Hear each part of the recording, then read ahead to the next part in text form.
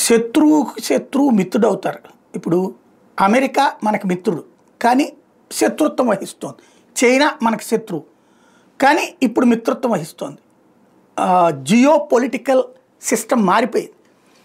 America చేసిన over action, Trump చేసిన అతి తెలివితేటలతో రూటు మారిపోయింది. ఇప్పుడు అమెరికాని మనం లైట్ తీసుకున్నాం, చైనాతో స్నేహం పెంచుకున్నాం. మొన్న మన జయశంకర్ వెళ్తే స్వయంగా చైనా అధ్యక్షుడు రిసీవ్ చేసుకున్నటువంటి పరిస్థితి, సుదీర్ఘ గంటల పాటు మంత్రాలు జరిపిన పరిస్థితి.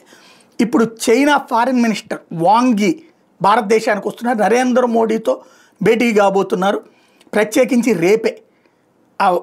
అయితే ఏంటి అందులో గొప్ప అంటారా? ఇంతకుముందు ఇదే వాంగ్ యీ భారతదేశానికి వచ్చినప్పుడు నరేంద్ర మోడీ తనని కలవడానికి నిరాకరించారు. అదే సందర్భంలో విదేశాంగ మంత్రులందరితో ఏమీ కలవరు, ఈవెన్ అక్కడ చైనా అధ్యక్షుడు కూడా. ఇప్పుడు మొన్న జయశంకర్ని కలవడం ద్వారా ఒక పాజిటివ్ సంకేతం ఇచ్చారు. ఇప్పుడు మనం కూడా ఒక పాజిటివ్ సంకేతం ఇస్తున్నాం. మోడీతో కూర్చుని మాట్లాడబోతున్నారు. దట్ మీన్స్ సంథింగ్ ఏదో జరగబోతుంది.